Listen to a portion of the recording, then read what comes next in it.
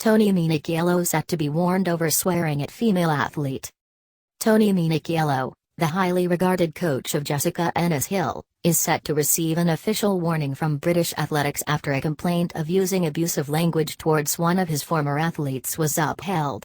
Minichiello, who guided Ennis-Hill to Olympic heptathlon gold and 3 world titles, faces censure this week after a blazing row with the woman athlete at the English Institute of Sport in Sheffield in December, during which he said, "You're not allowed on this track, fuck off, fuck off, fuck off."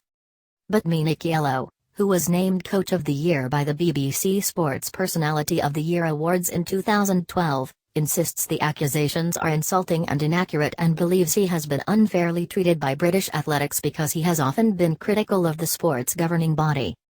The Guardian knows the identity of the athlete, who is not Ennis-Hill but had trained with Minichiello for over a decade.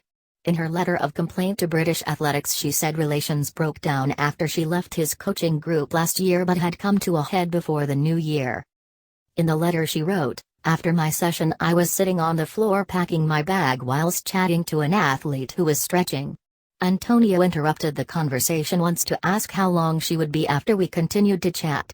He then came over shouting, 'Get off the track, you're not allowed on here and it's my track, fuck off.' I responded by telling him British athletics hire the track, not him, and I've been given permission to use it. Antonio screamed over the top of me, 'You are not allowed on this track, fuck off, fuck off, fuck off,' as I was upset and he wasn't engaging in conversation when I tried to speak to him reasonably." The athlete said she had reported the incident to the duty manager of the track, adding, "I have asked some athletes for witness statements but all refuse to give them through fear of losing their coach, and one can assume general fear after seeing how he spoke to me." Antonio also needs to be made aware that for anyone, but especially a female, having a grown man aggressively scream over you is threatening, intimidating and upsetting. "It's certainly created a very unpleasant workplace for myself and others."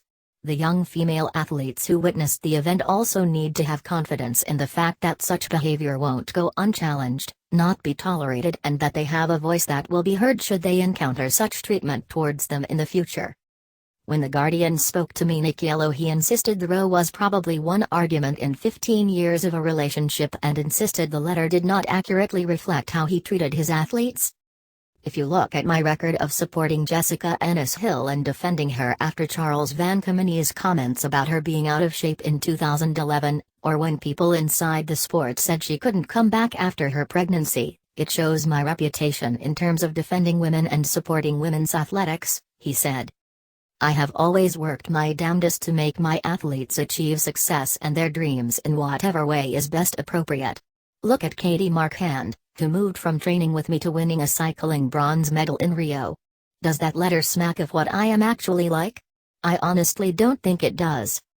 As a coach, I have always worked as hard as I can for all my athletes. We are in this to succeed together, and it is disappointing when any coach and athlete relationship comes to an end," he said. "I understand her frustration, but I think the letter is insulting and inaccurate."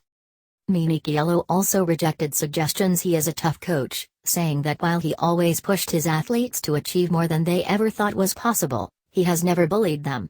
"I think I am a fair, honest and straight batting coach," he said. "I won't lie to my athletes and neither will I gild the lily." In her book, Jess said we had a love/hate relationship that has caused me more tears, pain and ultimately joy than I have ever dreaded or wished for. She was talking about all the hard training we did together. "I don't think there is a coach in this country who doesn't work their hardest for the athlete to achieve success, and for it to end in an argument is a shame."